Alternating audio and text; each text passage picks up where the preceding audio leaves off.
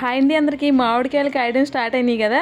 ఇక కాసిన దగ్గర నుంచి మొదలు మామిడికాయ పచ్చడి, మామిడికాయ పులిహోర, మామిడికాయ పప్పు, ఏది చేసినా మామిడికాయతోనే చేస్తా. ఎందుకంటే స్టార్టింగ్లో మామిడికాయ అంత టేస్ట్ ఉంటుంది. మామిడికాయ పచ్చడి చేసేటప్పుడు ఎప్పుడైనా సరే టెంకి పట్టిన కాయలు ఉంటాయి కదా, అవైతే టేస్ట్ చాలా బాగుంటాయి. తొక్కుడు పచ్చడికి కానీ లేదంటే ముక్కల పచ్చడికి కానీ. ఇప్పుడు నేను చేసేది ఏంటి అంటే తొక్కుడు పచ్చడి, అది కూడా బుడ్డి రూల్లో చేస్తున్నా. తొక్కుడు పచ్చడికి ఎప్పుడూ కూడా తొక్కు ఉంటుంది కదా, పై తొక్క తీయను, అలాగే వేసేస్తా. అలాగైతేనే బాగుంటుంది పచ్చడి. మామిడికాయలు ఒక గంట ముందే కడిగేసి పెట్టాను. ఆ ఆరిన తర్వాత ముక్కలు కోసి దంచుతున్నాను.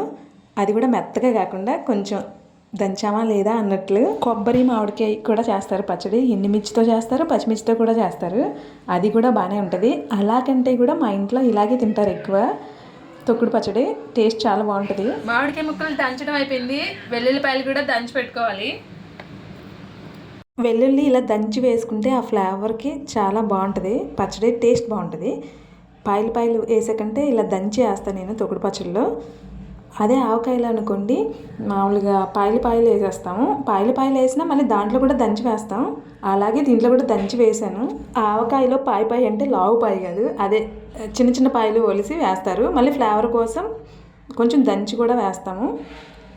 నేనైతే తొక్కుడు పచ్చడిలోకి మామూలుగా కారం ఎంత సరిపోతుందో, ఉప్పు ఎంత సరిపోతుందో మామూలుగా వేసేస్తాను, కొలవను. ఈసారి మాత్రం గ్లాస్తో వేసాను. గ్లాస్ కారం వేసి అర గ్లాసు పైగా ఉప్పు వేసాను. అర గ్లాసు వేసినా సరిపోతుందేమో, చూసి వేసుకోవచ్చు. నేను కొంచెం పైగా వేసాను, అర గ్లాసుకి పైగా. ఆవపిండి కొంచెం, మెంతిపిండి కొంచెం, ఈ దంచి పెట్టుకున్న వెల్లుల్లి కూడా వేసి పల్లి నూనె ఉంటుంది కదా, ఆ నూనె కలిపేశాను. ఇలా తొక్కుడు పచ్చడి చేసినప్పుడు తాలింపు వేసుకుంటారు చాలామంది. నేనైతే తాలింపు వేయను, పల్లి నూనె కలిపేసి అలా ఉంచాను. చెప్పడం మర్చిపోయాను, ఈ ఉప్పు, కారం, ఆవపిండి, మెంతిపిండి వేసినప్పుడే పసుపు కూడా వేసాను, అది మిస్ అయింది.